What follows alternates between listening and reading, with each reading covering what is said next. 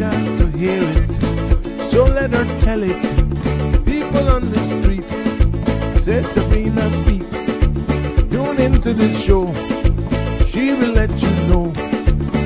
Tell all your friends and family.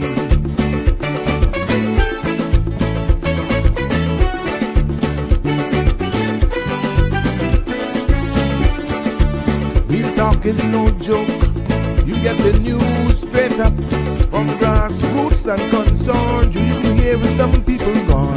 So tell all your friends to tune in to the Good evening, show. Cayman. I'm Sabrina Turner, and welcome to Sabrina Speaks, your daily dose of clarity, truth, and community insights. Every weekday from 5 to 6:30 p.m., we're tackling the issues that affect you, from national headlines to grassroots concerns. Whether you're in traffic or winding down your day, this is your chance to hear it straight and speak your truth.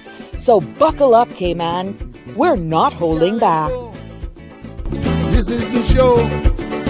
We gotta let you know. Now we got to go.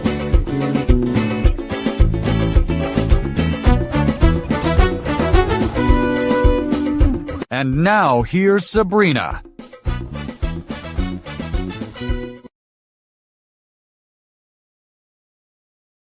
Welcome, one and all. We're live. I am here, live and direct, ready and excited for another episode of Sabrina Speaks right here. Good morning, good evening, and even good night to some of you who are staying up late. It's good to have you join me here again on this Tuesday afternoon here in the Cayman Islands. And like I said, maybe it's morning for some of you, night for some of you as well. It's good to have you here nevertheless. But it's time for another episode of Sabrina Speaks. Yes, you know how we do it because we're voices of the islands, conversations for the world, and the podcast where voices rise, stories unfold, and inspiration takes a center stage. I am Sabrina. We are broadcasting live from the beautiful Cayman Islands, and that happens every Monday to Friday from 5 until 7 p.m. Tonight, yes, we're talking open mic here today. That's what we will be doing.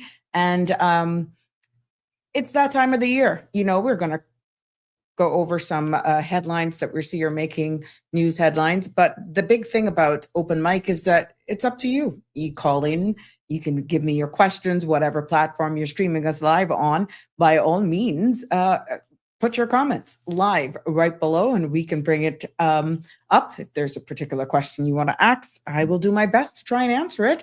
Or mid-sentence, mid-topic, whatever it is, you know, we're all for it today.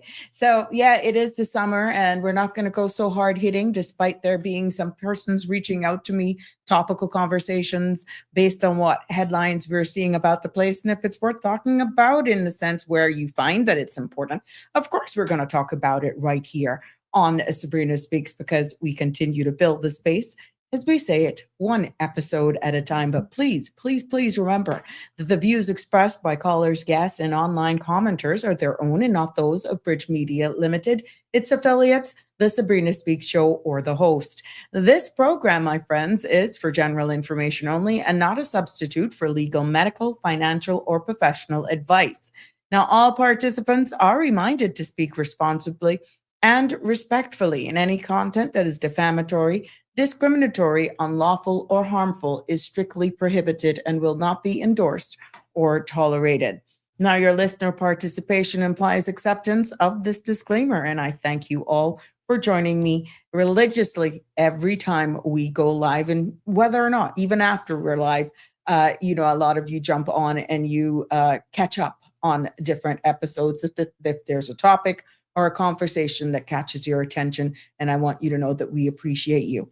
The number is 345-936-8255 to call in and join in on the live conversation. You can also WhatsApp me there as well, and I'd be more than happy to try and keep up with your comments, your questions, your addition and contributions to whatever discussion ensues here. Because it is open mic, we could switch from topics, change conversations. That's how it is, and that's what open mic is about, of course.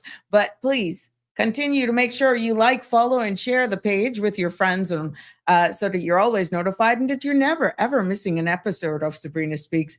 Yes, because we continue to build here one episode at a time. It's so funny when I hear you guys see me, voices of the islands, conversations for the world, and you're just actually just spitting it off. And now I'm hearing now as we continue to build this space one episode at a time. All I could do is laugh. I said, well, at least you're paying attention. That's so funny. And but it warms my heart because it tells me that you guys are actually, that my audience is not only hearing it, but they're, it's being stuck. So that's always funny, and it warms my heart, to be honest. And I appreciate all of you for sharing those lighthearted moments with me here. Now let's see what's going on with the weather here this evening. And we got our forecast, as I see my content creators in bloom are definitely blooming and coming through for me here today. Yep, I see you guys. Yeah, but let's see what's going on with our forecast for tonight and into tomorrow. That's compliments of our friends there at the Cayman Islands National Weather Service. The forecast for tonight and into tomorrow is calling, a synopsis is saying that residual moisture across the area can produce a few isolated showers during the next 24-hour period. Now, slight Saharan dust intrusion is in the forecast for overnight and into early Wednesday. In addition, gentle winds and slight seas are expected due to the slack pressure gradient. And as for that, tonight's forecast is calling for partly cloudy skies with a 30% chance of showers and slight haze. Temperatures will fall near the low 80s when winds will be east to northeast, 5 to 10 knots. Now, seas will be slight with wave heights of 1 to 3 feet. And the forecast for tomorrow is calling for partly cloudy skies with a 30% chance of showers. Temperatures will rise near the low to mid 90s with a heat index of 107 degrees. Now, winds will be east to northeast, 5 to 10 knots, and seas will be slight with wave heights of 1 to 3 feet. There will be a high tide this evening at 5:38, a low tide at 11:49 p.m., and another high is expected at 4:25 a.m. tomorrow, followed by a low tide at 11:15 a.m. Sun will set this evening at 7:04, and sun will rise tomorrow morning at 5:59 a.m. Now, the outlook is for an increase in chance of showers on Thursday as a low-level trough is forecasted to move westward into the vicinity. There you have it. That concludes our weather forecast for tonight and into tomorrow. And we want to thank again our friends religiously over there at the Cayman Islands National Weather Service. My family always laugh at me because they're saying, boy, you got something with weather. I'm just fascinated with it. I am. And that's why it's usually first. We're on an island. Why not? Why not? Why not? I know my boaters look for the tides. So we got a lot of guys, a lot of our listeners and persons who go out and make their living off the water. So why not? I know some people are playing Dora the Explorer right now in Little Cayman. Yeah, they're playing Dora the Explorer. They don't take the plane, they just go over by the boat. Have fun. Do it for me. Let's see what's making news headlines here on the Sabrina Speaks episode for this evening. As I see my commenters are coming in slowly but surely. That's okay. I love seeing you. I saw somebody that was MIA yesterday. Oh, it warms our heart when I see you comment. I was wondering, and I recognized it last night after we came off live. I said, I didn't see that individual comment yesterday, but I'll shout you out in a second. Let's get over the news segment of Sabrina Speaks, starting with local news for today out of the Cayman Islands. Acting Premier Nicholas da Costa has gained valuable insight into regional communications infrastructure during a visit this morning to a specialized subsea cable operations vessel working on the Maya 1.2 reconfiguration project. Now, the vessel supports maintenance of critical subsea cable systems, and Honorable da Costa met with teams responsible for the work. He says the visit reinforces government's commitment to safeguarding the systems that underpin URCO's regulatory mandate. Customs and Border Control is advising the public of a system disruption that is affecting import declaration processing, customer service payments, and all telephone lines. Now, importers with perishable shipments needing urgent clearance are asked to bring their physical documents directly to the cargo processing station on Owen Roberts Drive, where staff will assist. Now, CBC apologizes for any inconvenience and says a further update will be issued once services are fully restored. And in other local news, we see where Cabinet has approved a major two-part plan for the Ironwood Forest and the Linford Pearson Highway, resolving a debate that has lingered for nearly 2 decades. The Ironwood Forest Crown land will move to public consultation for protected area designation, while the long-awaited highway extension along with the forest boundary has also been approved. Now, government says the decision protects one of Cayman's rarest ecosystems while delivering modern infrastructure, statutory road processes, and environmental permitting are now on their way. We will continue to follow that and definitely bring you up to speed as that continues to make its way here in local news. Other local news, we see where the Royal Cayman Islands Police Service is highlighting its commitment to professional development following the completion of an intensive critical incidents command training program.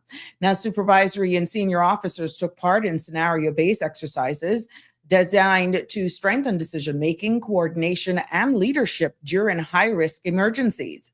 Now, police officials says continuous training is essential in today's complex security environment and helps ensures officers are prepared to respond decisively to any critical incident.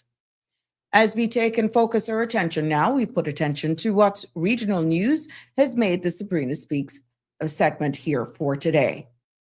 Egg farmers across Jamaica are reporting millions of dollars in losses as extreme heat continues to impact their operation. Now, the Jamaica Egg Farmers Association says the soaring temperatures are affecting production and bird health, creating major financial strain for farmers nationwide. Association President Mark Campbell shared the update with News Center on Tuesday, noting that the sector is now facing one of the most challenging periods in years. Other regional news, we see where investor confidence on the Trinidad and Tobago Stock Exchange continues to strengthen as the TTSE welcomes West Indian traders as the newest listing on its SME market. Now, the wholesale distribution and fast-moving consumer goods company officially joined the exchange after completing an initial public offering of just over 5 million shares at $2 each. TTSE official says trading activity is gaining momentum as more SMEs tap into the market. Out of Barbados today, we see Barbados Prime Minister Mia Moore-Motley says that workers must be paid on time and protected from unauthorized deductions as she defended the new protection for wage bill in Parliament. She reminded lawmakers that a wage packet represents rent, transportation, food, medicine, and dignity, not just an accounting entry. Motley says the bill ensures Barbadians receive what they have earned, backed by enforcement measures with real teeth. Over in the United Kingdom today, we see where in Cambridge yesterday, the King visited Europe's first eco-mosque, recognized for its sustainable design, energy-efficient system, and strong community role. The mosque significantly reduces carbon emissions through renewable technology. Now, His Majesty also officially opened the renewable technology and His Majesty also officially opened the new Whitley Laboratory at the University of Cambridge and Aerospace and Energy Research Center, partnered with Sustainable Markets Initiative to help turn breakthrough innovation into real-world solutions. FIFA has confirmed it is investigating Argentina's conduct following the chaotic end to the 2026 World Cup final, but no final bans have been issued. Now, several players are under review for their roles in the post-match confrontation and for displaying a political banner earlier in the tournament. Now, FIFA's disciplinary process is ongoing, and officials says that their sanctions will be announced once the investigation is completed. And out of the U.S. today, as we wrap up the news segment before going into our business market report for today, the U.S. Treasury has issued a warning to hedge funds over the fast-growing use of tax alpha strategies, according to reporting referenced by the Financial Times. Now, these complex loss harvesting techniques, pioneered by firms such as AQR and Quantino, aim to generate returns by monetizing tax losses. But advisor says that they could face heightened IRS scrutiny. Analyst warns that the strategies rely heavily on leverage and may trigger regulatory actions as authorities examine whether they comply with tax rules. Our business market closing for today, we see where regional and global markets are mixed today as investors track shifting oil prices, geopolitical tensions, and fresh corporate activity. In India, the Sensex slipped 58 points and the Nifty hovered near 24,200 amid cautious trading and softer crude prices. Caribbean business headlines saw Banker Butterfield advance its US $1.8 billion acquisition of CIBC's Caribbean, signaling continued consolidation in regional finance. Now, Butterfield Bank announces the agreement to acquire control of CIBC's Caribbean in $1.8 billion transaction. And meanwhile, Asian markets rebound on strong chipmaker gains as global sentiment steadied despite ongoing Middle East risks. That includes and concludes, yes, the news and business closing markups for today right here on the Sabrina Speaks platform. Good evening to all of you. Welcome, welcome, welcome. Live from traffic. I see you, Brute you. How are you? Let's say before we just start making some trouble with my commenters, who I know you guys love this, I know it, But let's say happy birthday. Shout outs to all of those persons who are celebrating birthdays today. Yes, we always like to do this segment because any day above earth is worth celebrating. And we wish you many, many more. And I'm hoping that hold on. I think the Honorable Premier is celebrating a birthday today. Did I see that somewhere? Well, if it is, shame on me, huh? Yeah, I'm gonna be honest. Hey, it is what it is. But if he is celebrating a birthday, happy birthday, Honorable Andre Ebanks. Wishing you many, many more. And for all of you who are sharing this birthday today, we do the same to you as well. Happy birthday from all of us here on the Sabrina Speaks family. Wishing you nothing but the best, not only today, but looking forward ahead for this new chapter and a new year as you embark. That's how we roll it here. For those even celebrating anniversaries, lots of love, bickering. That's what it's all about. Bickering gets you stronger. Aliano is specialist in that area. Yeah, I dragging him into this, all up in his business, just like that. But you know what? Well wishes go out to all of you celebrating life, anniversaries, birthdays. Happy birthday to all of you. Happy anniversary and happy milestone celebrations as well. And we know all of those persons who are mourning the loss of a loved one. Our thoughts and prayers go out to you as you navigate this challenging time. Of course, we're not going to forget you guys.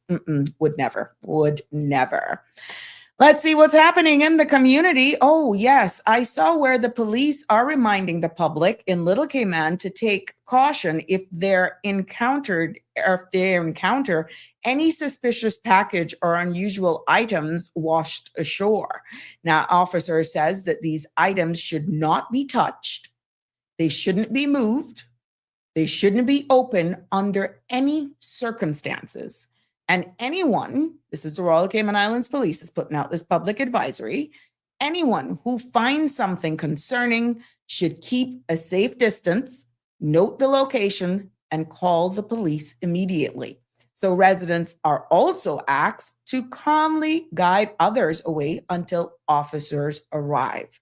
Now, reports can be made through 911 or your nearest police station. So I know this is coming like, well, I know one thing. If I walking along the shoreline and I see anything floating up, I gotta look around and bend down and yada, yada, yada. You ain't gonna hear nothing. Hello? This is a public notice. And the police are saying, if it is not yours and you're seeing something wash up along these shores, what Little Cayman is doing one out there, please don't touch it because you don't know who's watching. What a mess if when you bend down and pick that up. Ow. But you'll know what you were doing then. You wouldn't even know. Oh my gosh, but this is serious. So I'm hoping that you could have this conversation around a Luda board, a domino table at family gatherings. What would you do if you are walking along and you see a package? And especially if, let's say, it's compromised and you can see it looks like some currency and not necessarily anything. Yeah. What would you do? It'd be interesting. OMG. But you don't know who's watching. You don't know who's watching. If you could get away with it, if you know for sure you would get away with it, would you do that? Would you take it? How would you live? Would it change your life? Would you be, what do you call it? Flossing? Yeah. Would you? Hey, this is serious. And I thought it was very important for me to highlight it, even though I added a lighter tone to it. These are real conversations that are happening with how time's hard right now. It is what it is. So all fun and jokes aside, this is a public service announcement that was especially for people in Little Cayman to take caution if you encounter any suspicious package or unusual items washed ashore, because they're saying don't touch them, don't remove them, don't open them under any circumstances is what you're being advised to. But it is open mic today. So if that is resonating with you and you got your comment or call in, what would you do? It's an honest question. What would you do? Because I have been in many conversations where, I could take my chances. That's the sentiment. But what risk are you taking with all these air tags now and trackers and all that sort of stuff? What would you do? And another big question. Let's say, for example, it's open mic, so we can go all over the place today. Let's say you do find something and it's large quantities of cash and you do the right thing and hand it over. Do you feel that you should get at least some sort of, especially if it is cash? If it is cash, let's say, do you feel nationally that the person who is delivering it should be awarded something of monetary value? What's your thoughts on that? Drop your comments below or call in 936-8255 and weigh in on it. This is just a general conversation now.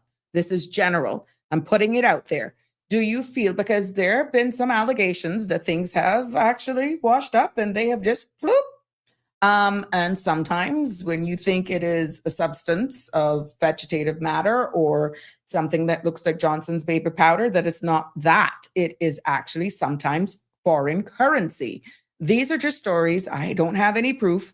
But when you hear people talking like this and from other jurisdiction, what would you do? Interesting. Welcome. Yeah, so that is that. And I'm seeing you guys come in here. But yeah, it is interesting how you would handle that. North Carolina is in the house. Good evening, Marshall. How are you? What would you do if you found something wash up? Would you look around? Would you kick it? Would you do, hey, you have to tell me what you would do. But truly, it's interesting. Andrew, how are you? Good evening. You were MIA on me yesterday. I didn't see you comment, not to say that you weren't there, but I trust I said he must be either gone away or I hope he's okay. But it's good to have you. It's amazing mentally how I know, and when I see people are missing from commenting, how it just, I'm like, I didn't see Andrew yesterday, but good evening. It's good to have you commenting and letting me know you're here today. Miss Barbara G, good evening to you as well. I see some WhatsApp questions are coming in. That's fine. I will get to you in a second.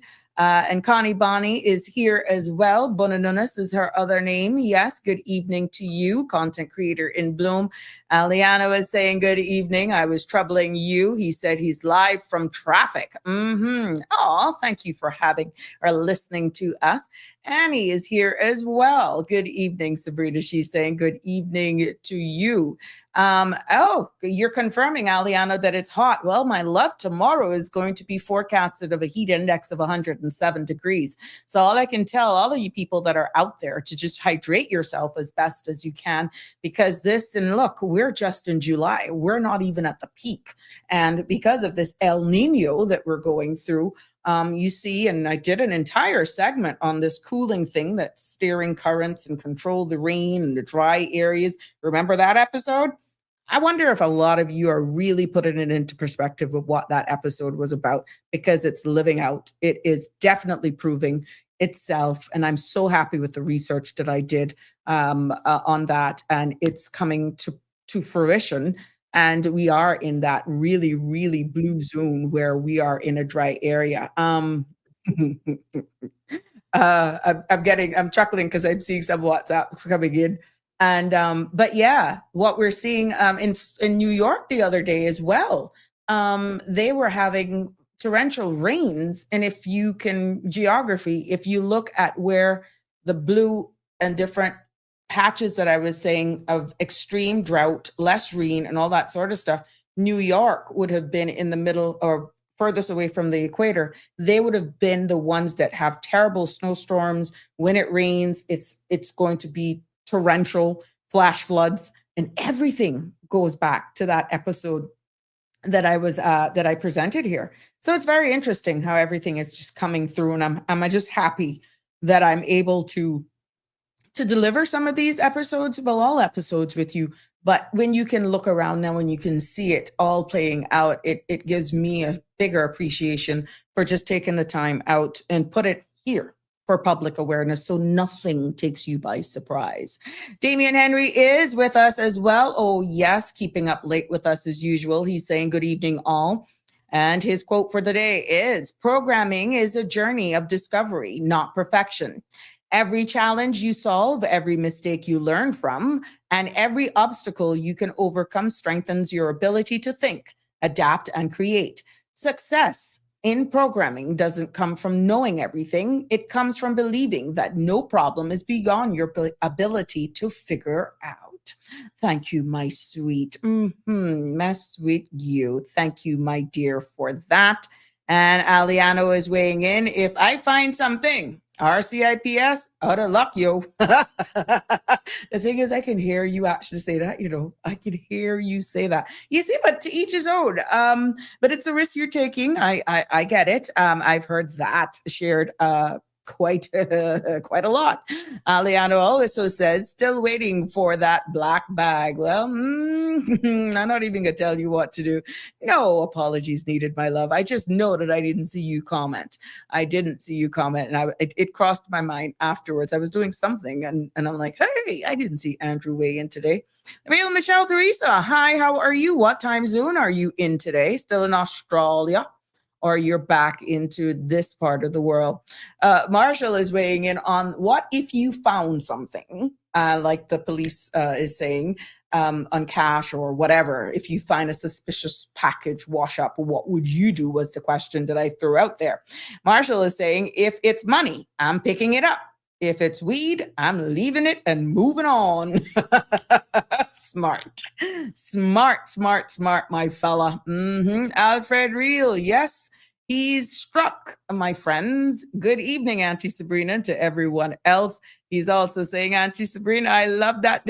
Oh, yeah, how you know? I know you would pick it up. You're comfortable too, you see? Oh, my God. So I couldn't even lie to tell you it was a T-shirt. And I got on a blooming duster. This is not a duster.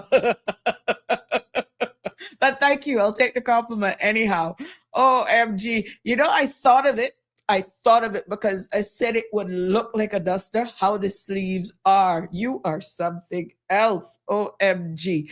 But I know where your mind is going. And thank you for the image. Oh my God. You are something else.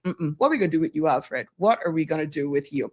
Let's keep reminding people. I just got to do this before I go on to the content creation in Bloom, of the public auction that is going to be taking place on August 1st from 10 to 2 at the CBC's grounds. That's at 42 Owen Roberts Drive here in Georgetown. So they're going to be, CBC is having a public auction of undeclared and seized goods, from school supplies, you name it, all sorts of beauty stuff. It's said to going to be here at this auction.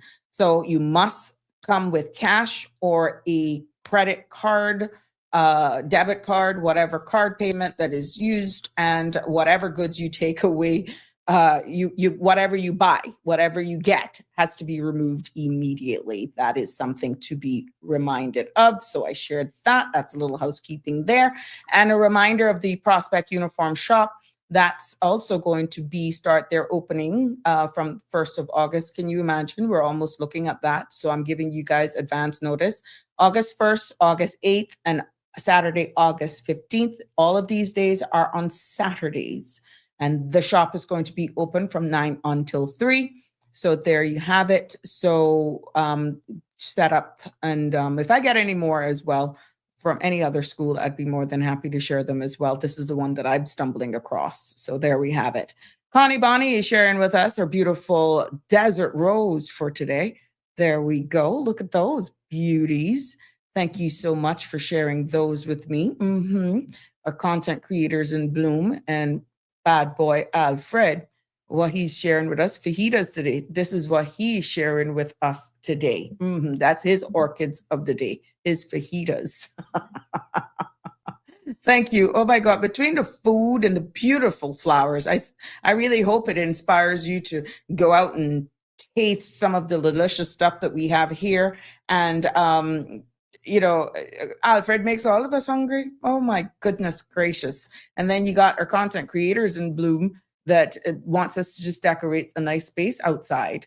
Yeah. Rain Valley Nursery as well. If you want any ideas for sure for your yard, you can always check them on your way home or coming into town. That's in Lower Valley there. They're open Monday to Saturday from 7 until 4 p.m.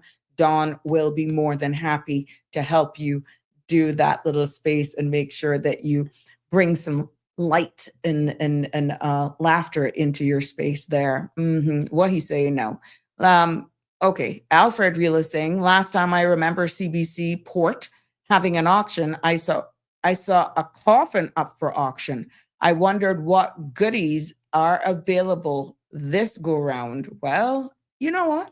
As old as I am, I have never attended one of those. I just don't do good with holding up this, and not even silent auctions I do good at, to be honest. I've never attended one of these, Alfred, so good for you.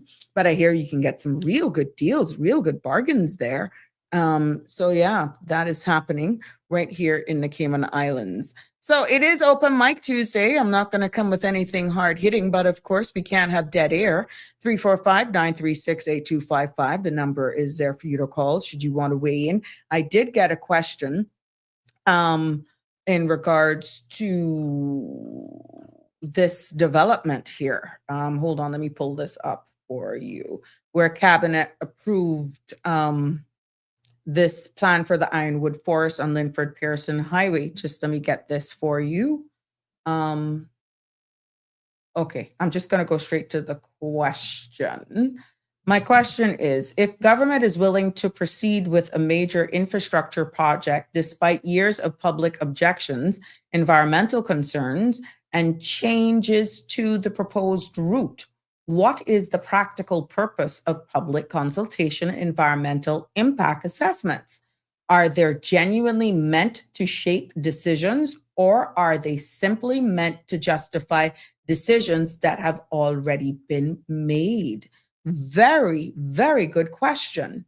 And I am hoping The question is really come out, what's the sense of the public consultation? Because I'm getting, based on this comment, that this question is that there was a general consensus based on those who participated in the public consultation that this was not supported. And here we have it now, that this is going to go forward, and it made it in the news, and that they have done. And of course, I guess they've gotten their stakeholders and all the experts in the House, in the room, to have made sure that this route that is chosen now, it doesn't impact anything on our environment, which was one of the biggest throwbacks of all. But it is a very good question to ask at the end of the day. And this is why some people get deflated. They're deflated, feeling that their voices doesn't matter.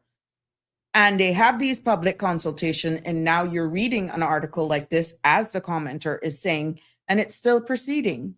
So the big question is really, are they genuinely meant to shape decisions, meaning these public consultations, or are they simply meant to justify decisions that have already been made? Maybe it is a little bit of both, seeing it from a different perspective. And hopefully with any public consultation, again, but remember, this was not to proceed with it, this is to proceed for public consultation. So don't get that wrong. Cabinet approved it to go with public consultation, but like you rightfully say, silence does not help. If the public is strongly against this, then I suggest the public come out in their numbers, and you have reasons to justify why you are against it. Saying no just because and not have something of substance to justify it is not going to get anywhere. One person or one particular group of persons just doing it or speaking out is not going to do it as well. So this has to be a unified approach. And like what you rightfully say, and not to misunderstand where this is at with Cabinet's approval for public consultation, which was covered in the news segment. If you people feel that strongly against it, then come out in your numbers and make your voices known. Hit social media platforms, go on to various talk shows, speak to your elected representatives, and don't ease up if you feel that strongly against it. If you feel that strongly for it, you do the same thing. And for those who are like, look, I'm over it, Sabrina. You're there. You're supposed to, just deliver as best as you can. You got a show to do, whatever the case may be. No, you could have that sentiment where all I'm going to be doing is blackballing myself. If you speak out for something or against something, it's used against you. Or I can't speak up because of my work. Well, that is another problem. But the question like this, and I'm going to get to some of these comments here that is being put up by Alfred. Oh, he's talking about, well, I felt it. I could have gotten the coffin and hold it on reserve just in case. Well, that would be smart planning, wouldn't it? Wouldn't disagree with you there. The rate things dropping, people dropping like flies nowadays might not be a bad idea. Alfred also says, Premier Andre Ebanks said in a press release that a small parcel of Crown land, Block 15B, Parcel 392, which is less than a quarter of a full forest, will now go through the process of being designated a protected area. Alfred Reel also continued on saying, however, the rest of the forest remains unprotected and in private hands, though the government will purchase some by compulsory acquisition for the road. And that's a close quote. So I see why you're so strongly against this. Are basically have made the statements that you have made. But people may actually feel that what's the sense? If you're going to do some of these things by compulsory acquisition, it either means possibly possibly, I don't know, and I'm not speaking on behalf of them.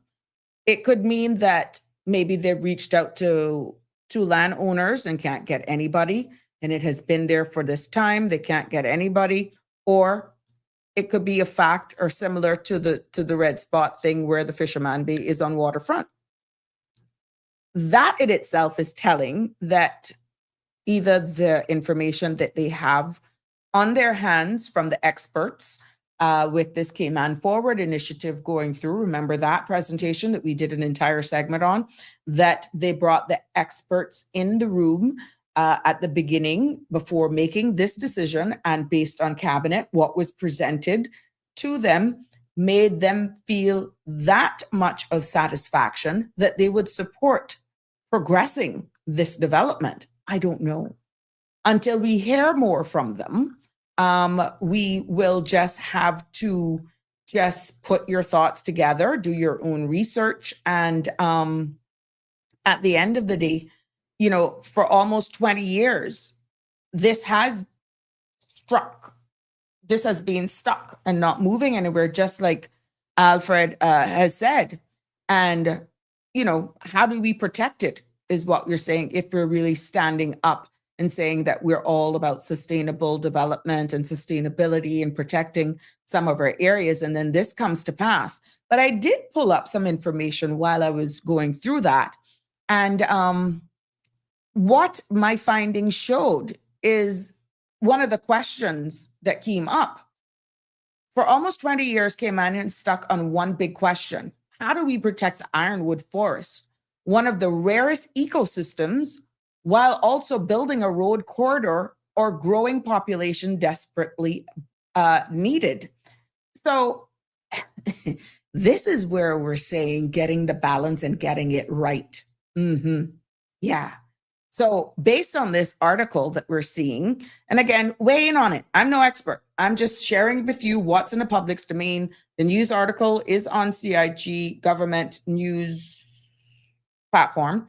And what is saying here is that on July 15th, Cabinet has finally made a decision that tries to balance this area and still go through with the extension of the work. That's of the road. That's a delicate balance.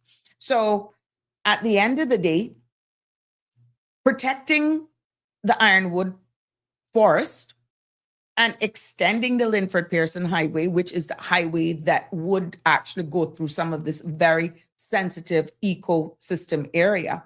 But this is still subjected where it's at, which is why I want to highlight that.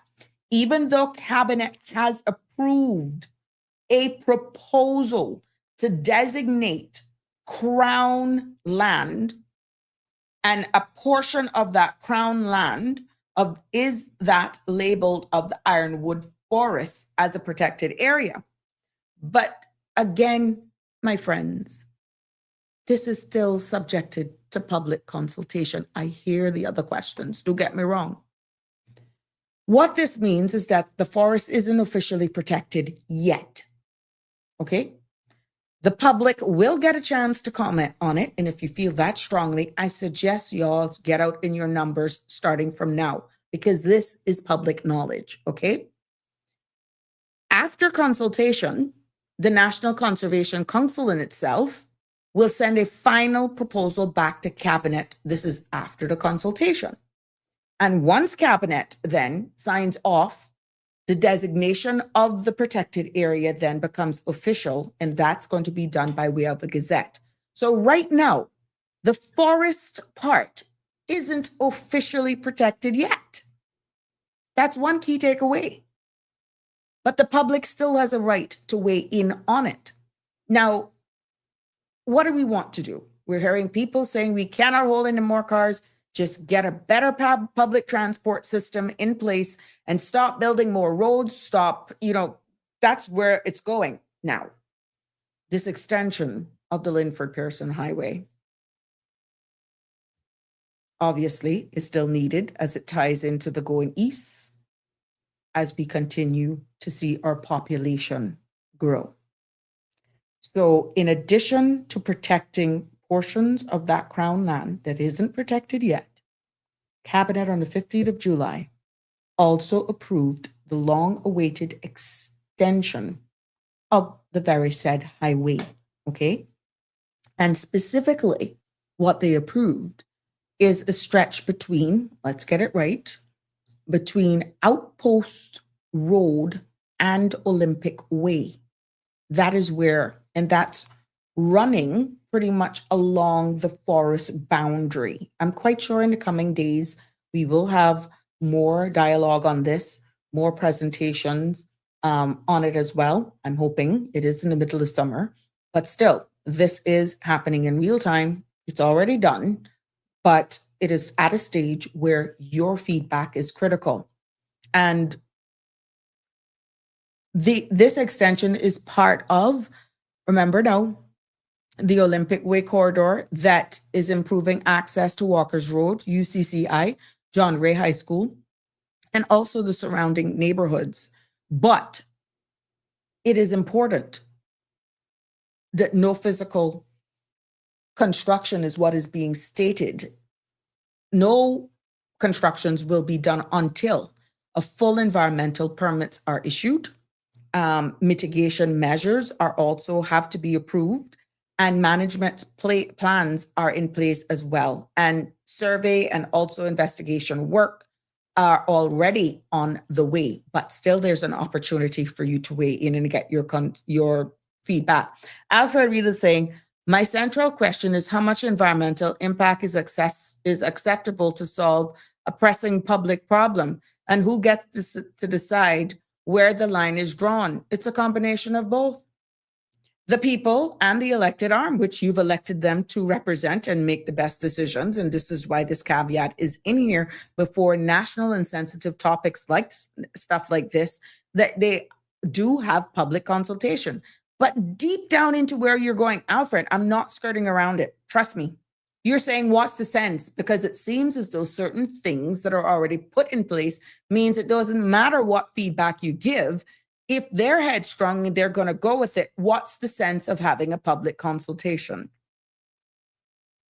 I can see why a lot of people would feel that way based on how it's worded and how it's out there.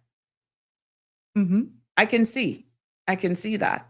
So, but if it is in the law that it has to be done, then that's where the accountability part comes in to say, okay, yes, it's in law, but you're not being accountable because, yeah, the law says you have to do this, you have to do that, you have to do 20 days this, you have to gazette that.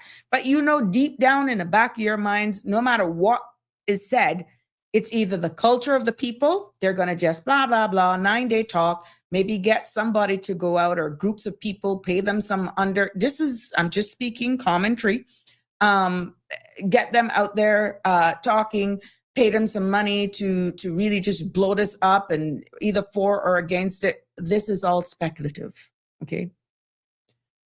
And then we're still going to go through with it. And how long can they go on for? Well, I tell you what, if you're all that serious, and I'm speaking to the wider public now, based on the sentiments shared and the comments, then, and you're so adamant against it, let's see exactly who's willing to come out and stand up and speak in one voice to really say, stop this nonsense. Stop all of this. Stop doing this. We don't need it. I'm not for, I'm not against. I love this space because I need to hear your feedback. This could be part of the public consultation as well. And this is just stemmed off of the press release. And from that, I did a little bit digging. And, based on the article, Live Happy is weighing in and saying, the forest is amazing. I've been in there myself. There's a huge cave inside. And did you know the parking lot of the sports complex is actually a massive cave too? Really? No, I didn't know, Live Happy. Had no clue. You see why you don't know. You don't know. So here we go. You need persons who know the area and who can speak out about it for or against, or be a little bit more clear with the footprint. I don't know. I'm just sharing with you based on the questions and the comments that are coming up. It is open mic. what's coming up here, and we're doing our little digging as we go along based on the article, based on what is in the news article. Okay. Andrew is weighing in and he says, hopefully we will not need to adapt a one car per family as Bermuda. Car dealers will not like that, but unless we have a public transport system that can serve the public, growing population over 100,000 is impacting our society. And it's also going to have sensitive areas like this for continued roadworks. And it's going to get on people's last nerves who are saying, look, enough is enough. Let's stop this. And, you have the government who is obviously comfortable based on the information that has been presented to them, that they're making these decisions from an informed perspective and why they have given it the green light, but subject to public consultation being concluded and the various government departments getting and collecting that information and reporting back to them. Now, we're hoping that at least along the way, that more public discussion and contribution will be taken into consideration, or if they're only going to take into consideration what is put in writing, maybe they may have some town hall meetings, maybe they may have some virtual meetings, maybe they may come on various podcasts or shows. We don't know. I don't know what the plans are, but right now, all we have is the news article and more to come, I guess, in short order. Live Happy is weighing in to say more additional information. We used to kick rocks on the parking lot and listen to the echo as children. I always wondered if it would cave in with the cars on it. Are you kidding me? But isn't that a portion of the area right now where the new swimming pool is proposed to go? Interesting. Very interesting.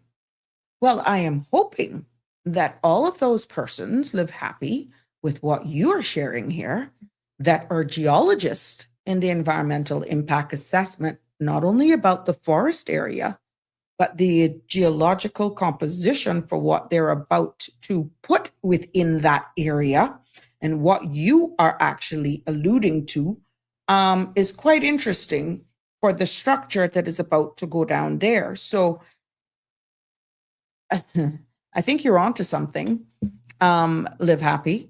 You're onto something. And I'm hoping that wherever that is proposed, the new site for the new aquatic center is not in this area that you're saying that there's a cave. Because there are. My grandmother and grandfather used to tell me there are lots of underground caves that's running from Hogstye Bay straight up to where Himalaya building is right now.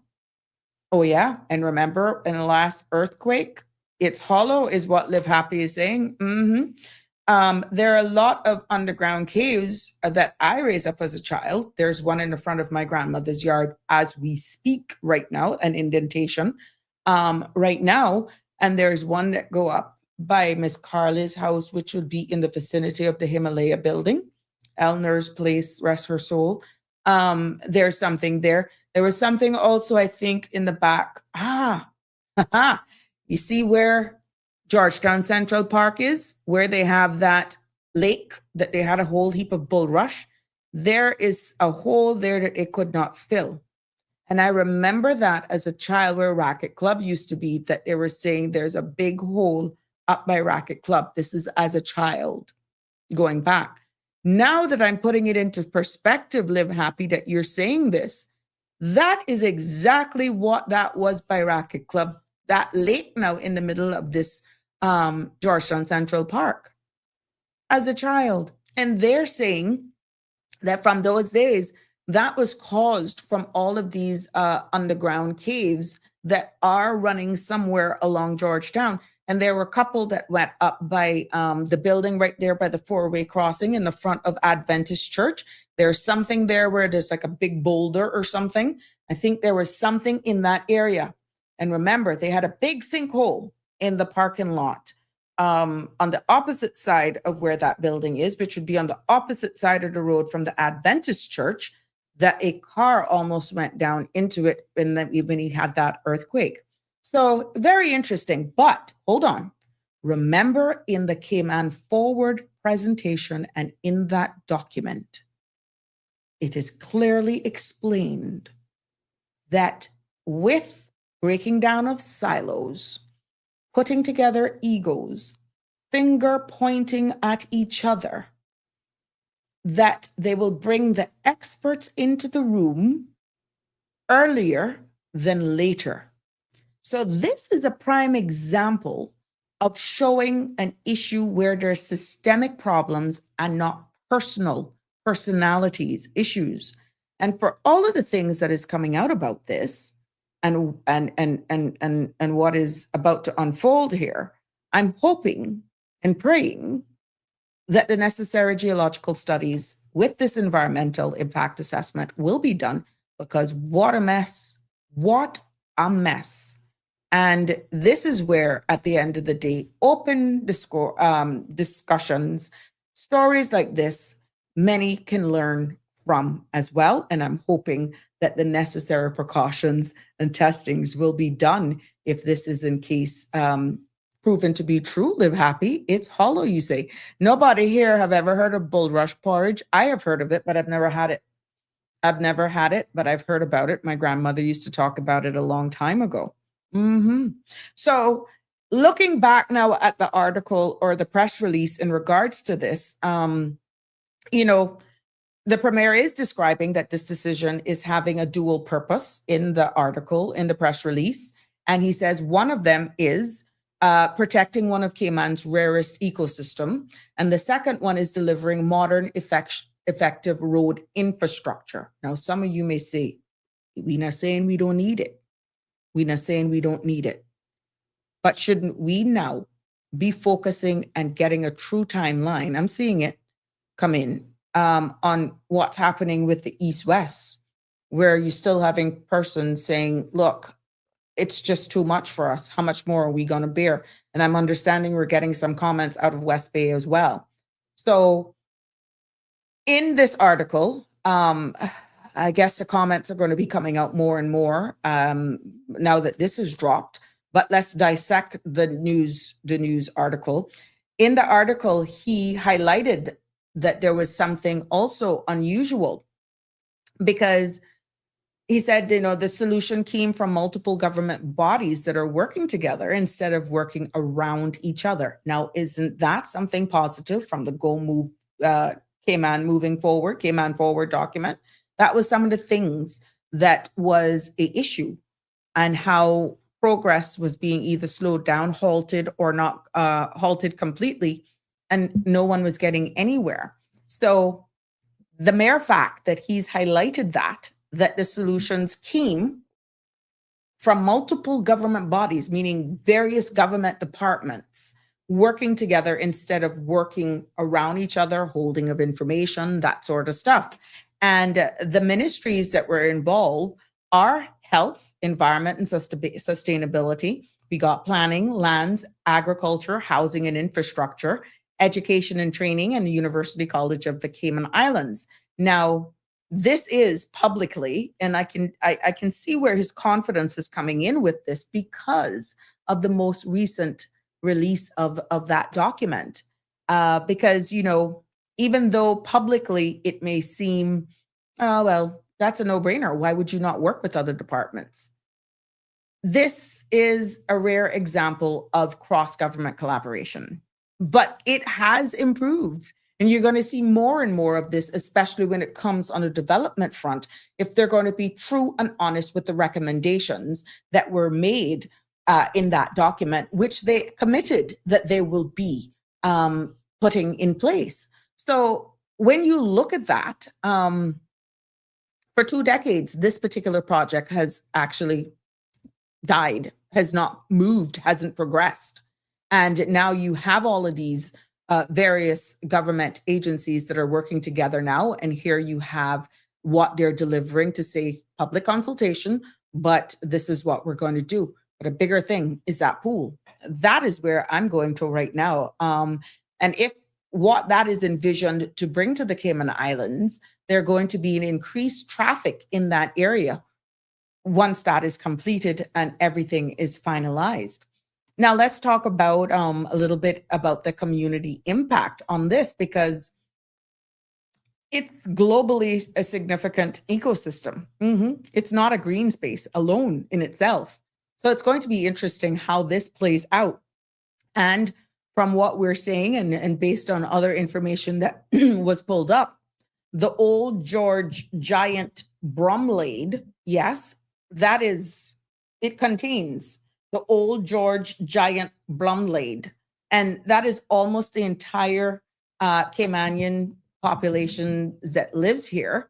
And the ghost orchid is there as well. Significant. This is rare. And they're saying that the world's pretty much ghost orchid is in this area, somewhere in there. And there also have been discovered endangered plants that are found nowhere else on earth that is there. And now you can understand why people were just lashing out about this for so long. I can remember being in school. Being in school, or these were the early days, not as loud, but in my young adult years, and was hearing about it. And so this is something that has been going on for a while. Well, you heard it's been stalled for 20 years. Yeah, 20 years. So I can see early discussions probably dating back to late 90s, early 90s, middle to early 90s. I can see the discussions where I would be pretty much in tuned from the discussions. But at the end of the day, protecting this area means protecting Cayman's natural identity. So the educational impact as well, if designated, the forest then becomes a living laboratory for the schools. UCCI, we got local schools in the area, researchers and students studying science, conservation, and Cayman's natural heritage as well could benefit from this area if it is easily or accessible. And we are able, without disturbing the flora and the fauna that is in there, using sustainable materials and stuff so that you can access these areas. Now, government is also exploring, from what we're understanding, viewing points and protective signage as well. It's going to be a part there along the road, and the public can appreciate the forest from the corridor itself. So all of these are what is being put in place from what is outlined here. And also, it's a lengthy article, by the way. When we talk about the traffic infrastructure impact, the Linford Pearson extension will ease, this is what they're saying with this extension, it will ease congestion, improve east-west movement, support students' access, strengthen the Olympic Way corridor, and also improve safety and flow in a busy part of Georgetown. And this is responsible planning is what is being forecasted, development that doesn't destroy what makes Cayman unique. But what's your take on it? I welcome your feedback. Good evening, caller. You're live on Sabrina Speaks. What's on your mind? Good evening, Mom. How are you? I am fine. How are you? Good to hear your voice. Hi, child. I raised my hole in the fort, trying to keep stress and sadness out, but I just wanted to weigh in on this a little bit. I hear you talking about the sinkhole, whatever. Yeah. That you're talking about out there by across from hospital, that on the yard that was from Disability Way. Where government got for parking out, and I went there when the hole had caved in. Went there, inquisitiveness, and they were telling you, must be careful, don't go too close. And me, good thing I had two people with me. But about, well, I can't see nothing because I kind of had it covered, and I went close, and just as I stepped, I could feel that this, and they started, I was like, the sun started to like cave in at me, oh my God. All I could do was laugh, and I say, yeah, they say curiosity killed the cat. But I want to ask, as when he asked us about the bulrush forage yet, I never heard of that one, but have he heard about cowitch forage and about that yet? What? Courage porridge. There was a thing. I never ate the porridge, but I know somebody that ate turtle meat. But Make it make sense. I guess the kawich itself, they say it's a certain time that must be like a bloom, and then the hairs on it is what actually give you the itch. But who would even dare disturb that to talk about you're going to cook with it? They were talking about courage porridge, but like I tell you, I never, about to make it. But that older person, but the person that told me about it is there too. But I know about somebody ate courage turtle meat. Oh, dear Jesus! Well, did they die from eating the kawich turtle meat? No, they never died, but they were in a bad state. Because I said that were wicked. Whoever put that and give that to them. So imagine if you ate it in the turtle meat, you understand that? You understand that coming from the digestion. I don't know what they would have put in the porridge, but if you had just ate the porridge itself, because I would think, well, the meat would that's a wicked act. Yes, and I know somebody that ate turtle meat, courage turtle meat, but they're dead now. But that they're dead years afterwards. But that person used to tease me all the time, and then after that happened to them, I say, yeah, you can't tease me now because I got something on you. And then time and they just think they were going to say something, I'll say courage, and they would hush. I had to say courage, and they would hush. Oh my God. And that used to tease me. He always used to be molesting me and scratching my back and things. And it was something with him about something and stole chicken or something. And the minute he would come in there to me, all I had to say, oh, you want your chicken barbecue bake or courage? And he was gone. Or courage. Or courage. Yeah, he wasn't bothering me. So when that person comes to molest me, I could see him come in. They see me, they used to be smiling. And I said, oh, yeah, getting ready to molest me now. And before they could get close to me, all of it says courage. And they were going like lightning. Okay. They would evaporate. Oh, wow. Well, thanks for sharing that with us. Good hearing your voice as well. Been very interesting. Yes, Mom. I lay her in the fort. Good for you. Praying for that and hoping for the worst. That's all we can do now. I think not for the Sabrina. Aye. So much stuff. Okay. I don't know. Just take one day at a time, my love. One day at a time. I don't know what outcome, but like I say, all we can do is pray for the best, leave it to God, and expect for the worst. I don't know. It's not. But that choice, I can't do nothing at all. If I had a little magic wand, that would work, but I control. I can't do nothing, but it's not good. It's very sad. Okay. One day at a time, my sweet. All right. Take care. Mom. All right. Yeah. All right. Live Happy is commenting and saying, inside the Ironwood Forest, there's an ancient earthquake crack wide enough to climb down into with a huge tree growing straight out of it. And yes, Live Happy is confirming that they saw the ghost orchids and telling me, Sabrina, it's incredible. Oh, wow. I've never been. I've only heard about it. What you're actually describing is amazing. Andrew is saying trees and plants are essential to our healthy ecosystem. Hey, Miss Dorothy, how you doing? Good evening to you as well. Good to see you joining us, jumping on the live. And Live Happy also saying, note that UCCI took a smidgen of the Ironwood Forest already. Yeah, it looks as though that layout. Let me see if I can find the footprint here. This is the one that is shared. Where is it? There we go. I don't know how good you all can make this out, but I'm quite sure this. See the UCC campus there? Look at that. See the UCC campus, and what is in the red is this 15B 392, which consists of 10.3 acres. Now, what is in the black area? All that is in the black, all right? That is the forest extent. So there you have all that is on the inside of the black area is the Ironwood Forest.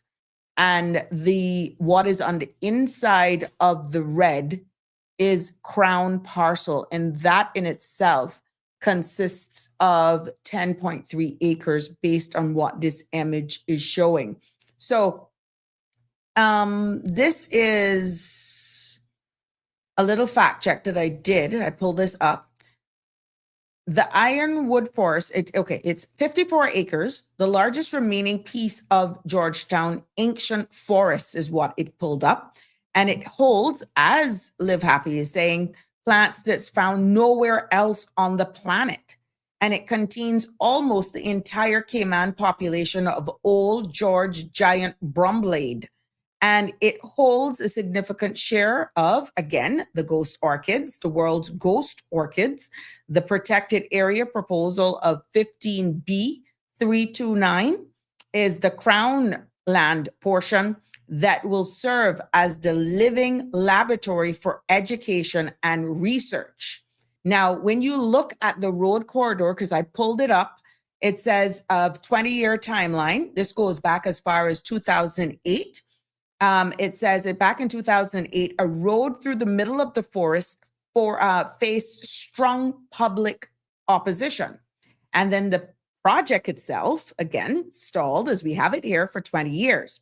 Here in 2026, it is resurfaced and the government has agreed to reroute the road along the forest northern edge. I can't tell you where that is from this, but I'm quite sure you would be able. North is up here somewhere. To the top of the screen. Anyhow, it's saying from the northern edge. And this reroute alignment is now the approved extension that is projected area for protected area. Our boundaries are designed to complement, not delay the road. So the NRA has begun their surveys and investigations with CUC and the Department of Environment. So this is what we see here. Hoping you can make it out, but the 15B329 is the one that will be preserved for protected area that covers that land. So that is the one that will be used as a science lab. So for those of you who are familiar with this area view, you can see the UCC campus, the housing development there, and all of that in that area there. And that is the Ironwood Forest and how far it stretches back. So yeah, it is quite interesting. And I would want to see more on this, and I'm excited to hear more as well, because people just look at this as bush. And if you don't do your research and go back in time, then guess what? You don't know exactly why those people 20 years ago was standing back. But here we are now in 2026 with more updated information, see the demand for putting in of roads. How can we go close proximity to this and still get a balance is where inviting the experts in the room and their trusted recommendations. But this is why your feedback is important. This is why your feedback is so critical. We see where Celia Soler 2666, back in the day, the old folks used to use it to cure intestinal worm. Kawich? Oh, wow. For true. Never heard of that one before. Oh, my goodness. But to cook turtle meat with it? Oh, Lord. Yeah. So there we have it. You know, at the end of the day, we will hear more, I'm quite sure, from our government leaders and officials, because this is of national importance, and I'm quite sure it's going to be very topical, and we can just wait. So right now for the road, NRA continues to survey and do their necessary investigation, and there is going to be a financial impact on this, because we do have the Minister of Finance Minister, who is featured in one of the pictures that we showcased here today. I guess this is when they were out doing their site tours. You can see who's in this. And I mean, it would be smart as one unified government, right? That there must be a financial impact on this. But the Ministry of Finance says that the decision is not expected to materially affect government's financial forecast for 2026. So whatever works that is going to be needed for the year of 2026 financial year, it's neither here nor there. So there's a saying that goes, if they do it, it's 6. If they don't do it, it's still 6. That's that.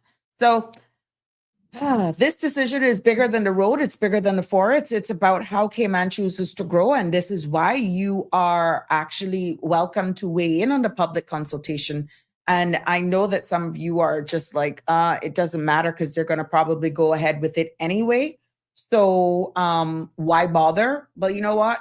Just keep at it. If you feel that strongly for or against this progress, with all of the new development, with all of the better communication, with various government departments right now working closer together, they're getting their systems, a systematic way of approaching things improved, then I'm hoping that this will be the perfect example to prove that, okay, look, we're turning a new page, we're dealing with things differently, and better communication, more public discourse, discussion, and taking public feedback for where nationally we want to go. But where do you stand on how we're going to deal with the road and the infrastructure at the end of the day?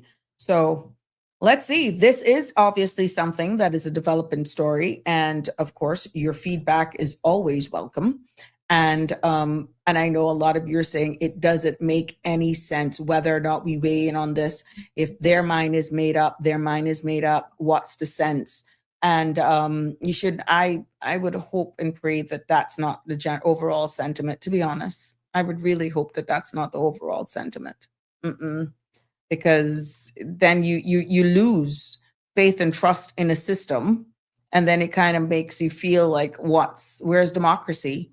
Which is where I think Alfred was going in all of this. Yeah. So, well, we'll definitely keep a close eye on this, to be honest with you. And we will make sure that, of course, if they're going to come on here, be it on the CMR, Cold Hard Truth, whatever, it will some way, somehow, it will actually make its way trickle down.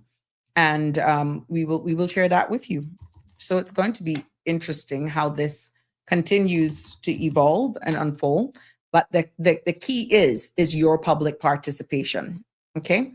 It is open mic here this Tuesday, and feel free to weigh in, be it this or something else. 936-8255 is the number to call. I'd be more than happy to take your call and get your feedback on a lot that's going in. I'm not here to answer the questions. I'm here to just put it forward. And we started off there because of the question. And I thank Alfred for bringing it up. It was a part of the news segment. So allowing me then to dig some more information, but look closer into the news, to the article, is why I was able to have some of that information on hand that I could just convey to you. But thank you for your comments as well, for those who are familiar with the area. And I'm hoping that will widen people's perspective as to why people are so passionate by not disturbing that area at all. They don't care what it's for, whether it's for a road or whatever. They're just saying, look, leave it alone. Don't trouble it. Let's change gears a little bit, because also I noticed today, and we know that it's topical here in the Cayman Islands, but what's making news headlines today? Interesting. France has voted to ban social media for children under 15. And France has become the first country in the European Union to approve a nationwide age limit. Now, President Macron pushed for lawmakers to fast track the bill and says that he will sign it into law ahead of the new school year, which is in September. Now, officials says that this move, with a growing international push to restrict youth access through platforms, is something that is still need to be determined how age verification will work. So we're seeing it where it's making headlines all over the place. And this is not any stranger to us here in the Cayman Islands. We even saw where this in the recent youth parliament, and I think Sandra had played that video with us with the presentation from the young man from Cayman Brac that gave their side as to why they don't support this ban. Very hard-hitting research, lots of time that has went into it. And I was actually at an appointment the other day, and a young adult questioned me and asked me whether or not this was going to come to fruition. And I was a bit intrigued, excited, out of nowhere. They asked me about this, and I would be like, and there were others in close proximity that heard the question, says, you think they're not listening? I said, I know they are. They're underestimated. And this is why we need to listen to our youths. If we're saying we're doing what we're doing now to create a better future or to set pathways, foundation for our future men and women, then at this stage of the game, with the power of social media, with the access to all of this stuff, which is a little ironic that we're trying to ban them, they are more up to speed than a lot of us I can only call myself 52. I don't consider myself old. I consider myself mature. But,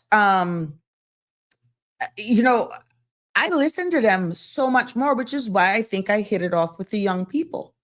And I really like to hear their perspective. So I literally pulled myself forward to hear exactly what was being said.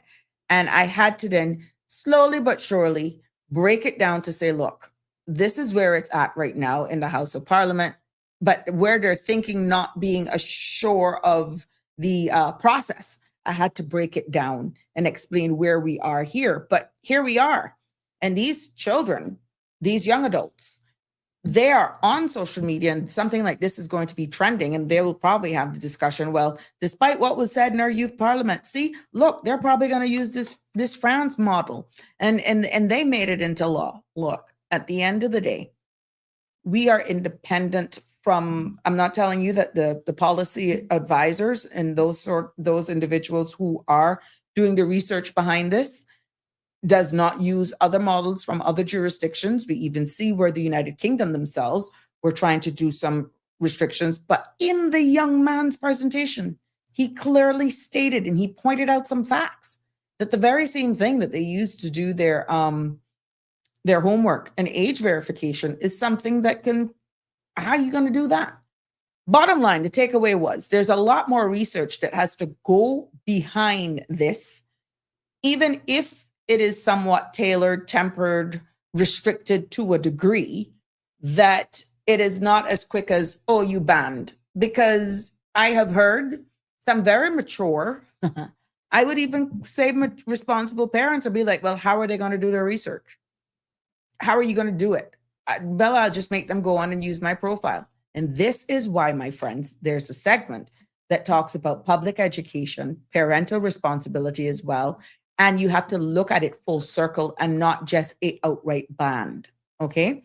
So where our laws stands today, right now here at home, the Cayman Islands has absolutely no law banning social media for children under the age of 16, straight up.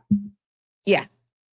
We are strictly relying on child protection laws, cyberbullying and harassment laws, and data protection rules.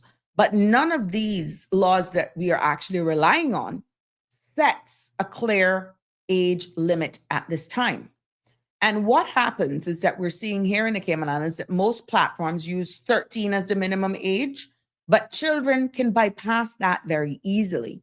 I don't want you to miss the big and the good and the positiveness out of what is trying to be achieved, not only here in the Cayman Islands, but we can see where France is doing this, but the bigger picture of what they're trying to do. So I don't want people just running off, or the young adults hearing this and saying they're crazy, they're out of touch. What are they understanding? We're in a digital era. Trust me, we know what era we're in. I have a 1-year-old and a 8-month-old niece and nephew. And if you see them on smart devices, I'm like, how do they even know how to use their little finger to scroll? How they know it? They're my niece and my nephew. It's like these kids are being born, but what are they exposed to at such an early age is what they're trying to curb. There's just certain things, I'm going to be honest, that you're being exposed to in this big world of the internet that is really need to be reined in. And the cyberbullying side of things, the different challenges and stuff. Look at how much young persons have lost their lives in different challenges and stuff. Now, to say that it may not be the solution for all of the troubles and ailments and issues that's happening in the world, no. But at least we are doing the responsible thing, identifying that some of the things that our young adults are exposed to at too much of an early age is having a mental impact. I'm quite sure you can look at it from both sides of the spectrum, the pros and cons. And I'm quite sure that you will find the seriousness of the disadvantages based on what they're exposed to too early will outweighs the advantages. So the question really then becomes here, looking back at home, are we comfortable with letting global tech companies decide what's appropriate for our Caymanian children? Yeah. Or do we really want something stronger, something local, something rooted in our values? And then you're like, okay, oh my God, that's like splitting hairs. And then you're sending this off to Europe, you're sending us off to UK for further studies, United States, Canada, wherever you decide to go. Why have us so sheltered? These are all very important questions, but sometimes just exposing is the general discussion a little bit too early is what's the problem. I know that there will be a flip side of this, of the type of environment and the home that a lot of these young men and women come from, children come from, that they are exposed to certain things far worse than probably what their algorithms are pulling up. Well, then you know what? That's a bigger problem. Then maybe MASH may need to get involved. Because you've heard some of the complaints that are coming out of the schools and we're seeing some of the things. Maybe they're just maybe some more issues that are going on in the home, but nationally, there's a responsibility. And when you see the world is looking at this from a national, global perspective, then it's the responsible thing for the Cayman Islands to look at our own issues here. My take would be include the young people more. There were a lot of very valuable information that was shared from the youth parliaments for and against debate. And I feel both sides of the official parliament can benefit if you look at what those young men and women contributed who were for it and who were against it. And that type of research at that age, even though it's a project for make-believe young parliamentarians, that is real stuff that they're putting down. And I feel we all can learn a lot from them. Live Happy is weighing in and saying, from marbles to social media. What's next after social media? Things they are fighting for now will be like boring 10 years from now. I remember when Walkman was banned in school. Can you imagine? That's true. I remember when CDs was a big thing. And then all of a sudden you had this little flash thing, the little flash drives that could, and you were like, what the heck is that? You know how much music I got on this? It's not just limited to one artist. I can download all this stuff and you're looking at it. So you're quite right. Live Happy, at the rate in which we are evolving and even digital era, it's hard to keep up. But are we wrong for doing what we can as human beings to put the necessary safeguarding things in place nevertheless? Because at the flip side, on the other side of things, wouldn't it look a little irresponsible as a country to know that there are serious pros, but even more serious disadvantages for the amount of exposure? And this is why you have to look at this and be objective, but be open to hear both sides. But I think nationally, which is the big challenge and task that any elected government has to do, is that they have to strike the right balance. Don't do something just because of this, France. Don't do something because of that. But really look at statistics and information that we have locally and really make a decision that is unique here for us. But the thing is, banning of social media and all this sort of stuff, this is global. This is global. This is something that I feel every country will be grappling with, and how we actually protect our young children from what they subscribe to, where is going to be a hell of a task. Yeah. Because our telecoms, I mean, I'm no engineer, I'm no expert, but I'm just trying to look at it in my little way and listening to all of the contribution. It's going to take a lot of parental responsibility in order to make this work. And this is why, at the end of the day, children under 15 right now, in reality, cannot create new accounts. They can't.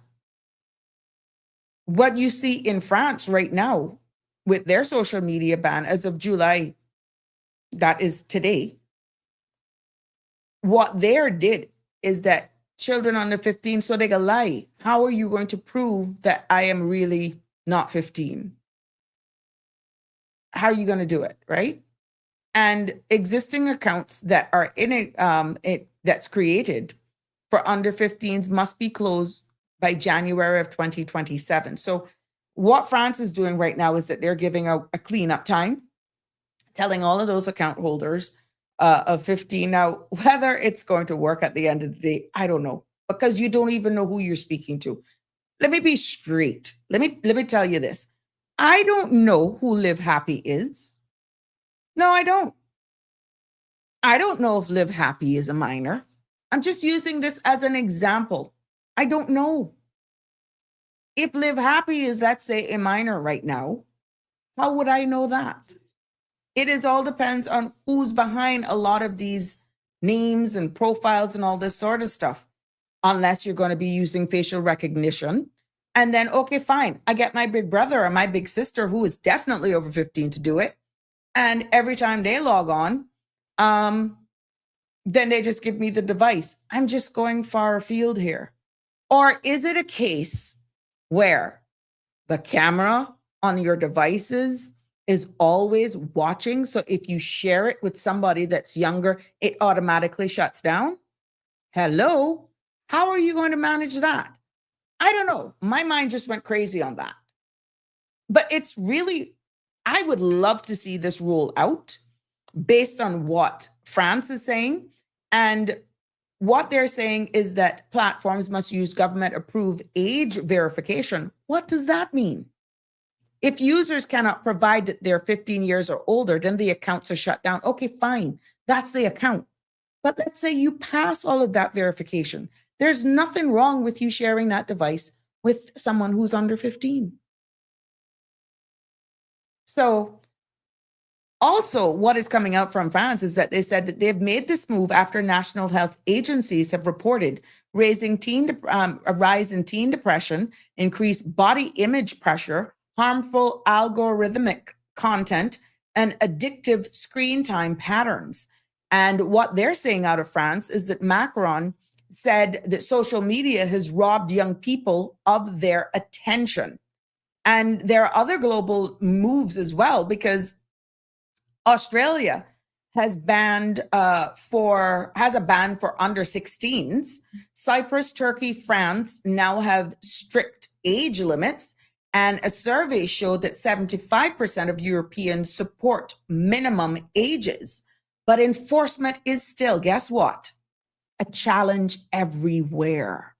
Yes, they're going to have a problem enforcing this, because if enforcement is hard, as results are mixed right now, Should we, as the Cayman Islands, still consider a ban or focus on other tools?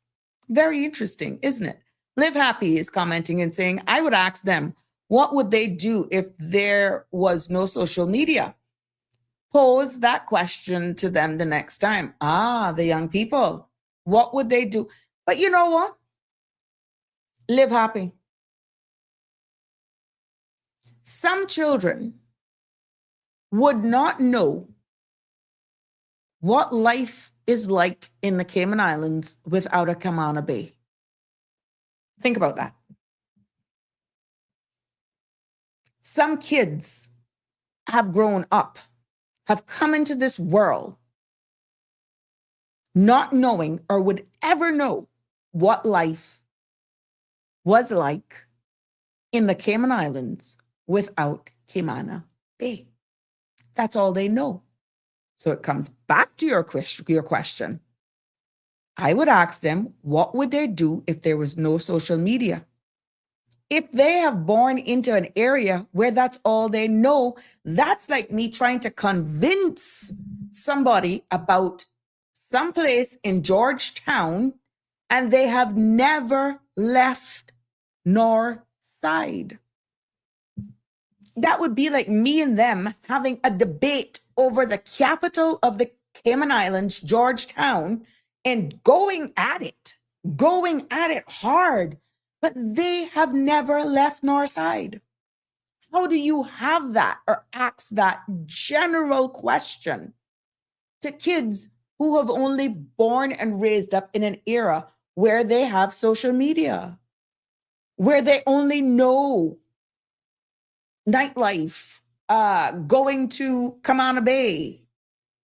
You can't have that debate because they don't know. They can't relate. They can research it, but they would not be able, and I'm timelining myself. I know what life was like at a young age without a Camana Bay. I know what life is like without access to internet, social media, and all that sort of stuff. And I was speaking to a friend earlier on today.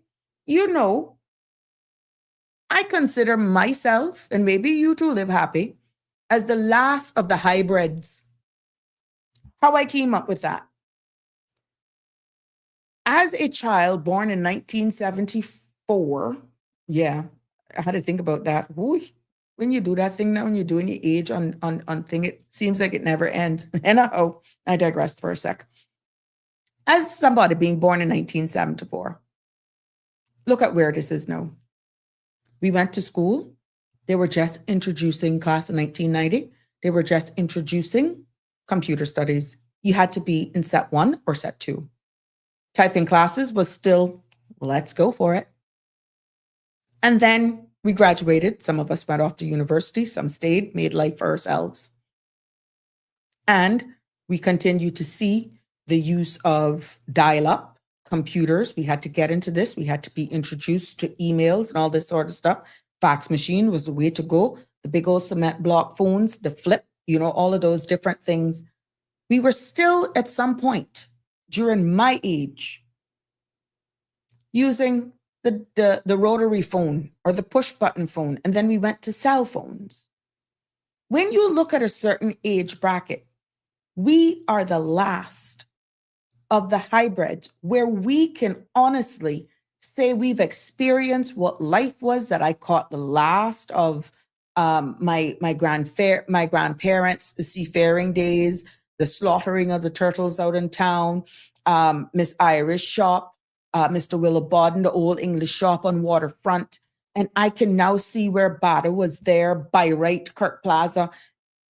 How many can actually now talk about none of those things being there? We've survived. Here I am on a live podcast. But I was very lucky to have even gotten to computer studies because I was in set 2 for math.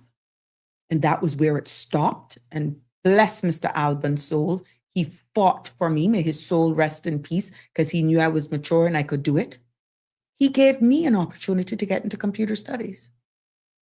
We are the last generation. So it would almost be an insult for us to ask a certain age group what you would be doing if there was no social media. They would be clueless. That's just a fact. And this is why we got to up our ante. Get them around the table. Do not take what they say personal, because we are the last of the hybrids that can see it from both spheres.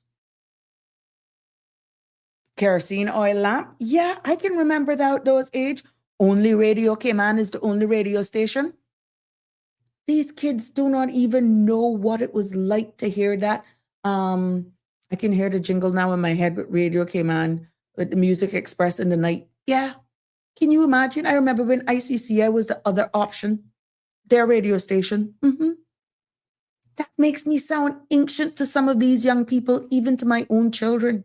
So there's just certain conversations that we really cannot have and expect that age group to even be able to relate, because they were born in an era that now we're trying to regulate because it's in their best interest, and would expect them to understand, because we were fortunate enough to have raised up in a time where there were no computers, where we were still using carbon for credit cards, where there were no debit cards. You still had bank books. You look at some of them. I saw a thing on YouTube the other day where a kid was using a phone, a landline that was at his grandma's, I think he called her Mima, house in the US.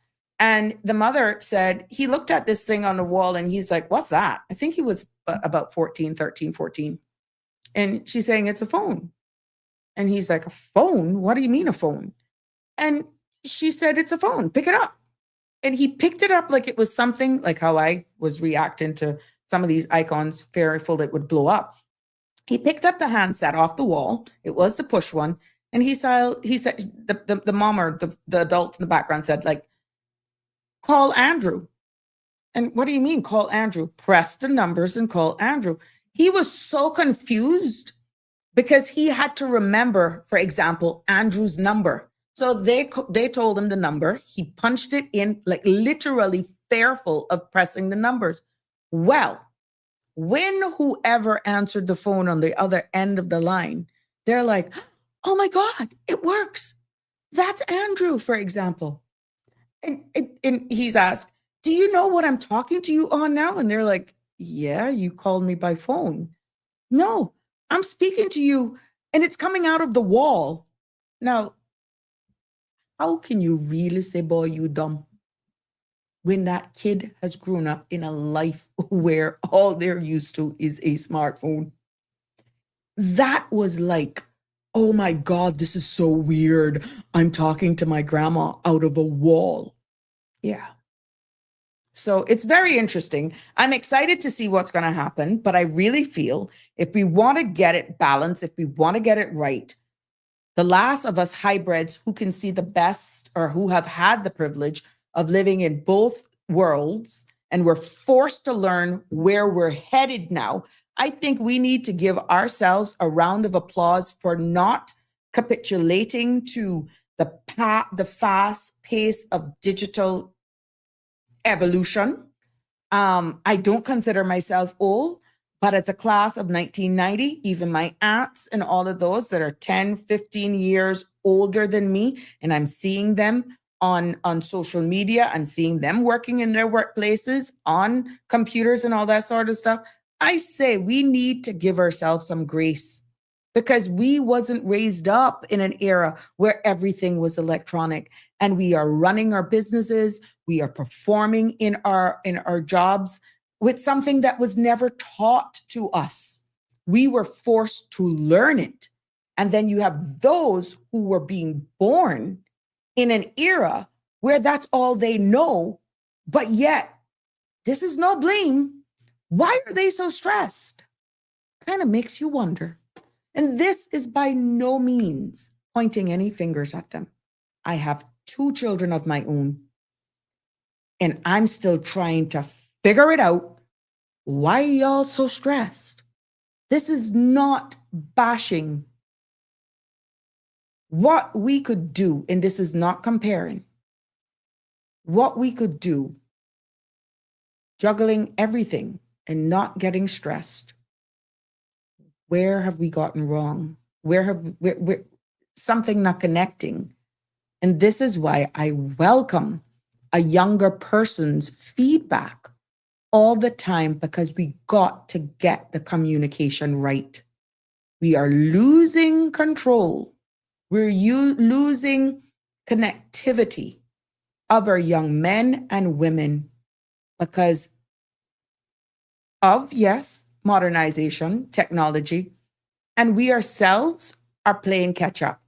But I say, give ourselves some grace, because we did a damn good job having to be forced into this when they were born into it. And that's just a norm for them. So I think a lot of the clashing that are coming together is because we're not identifying that we're the last generation of hybrids that can actually share what I shared with you in real time and still be relevant today. And I don't think we give ourselves enough credit. Connie is saying, what the need to do is ask for is, that is what they can't have two profiles. Oh, okay, you're talking about the accounts. Wake up, Cayman Islands. The social media companies need to be the ones who force the ban. Here in the United Kingdom, the children are banned from purchasing energy drinks and vapes. All shops enforce that. Andrew is also weighing in and saying, we made and create fun things to do without cell phones. Xbox, Facebook, good, clean fun. Football, riding, seas, waves. Yeah, that's true. I can remember doing that in Cayman and picking up a lot of sea eggs too. More personal interaction is what we did. Changing times have created a big paradigm shift with how we live and interact. Cell phone with face-to-face when we just had airmail and send letters to our loved ones and wait 2 weeks for a response. Remember pen pals back in the day?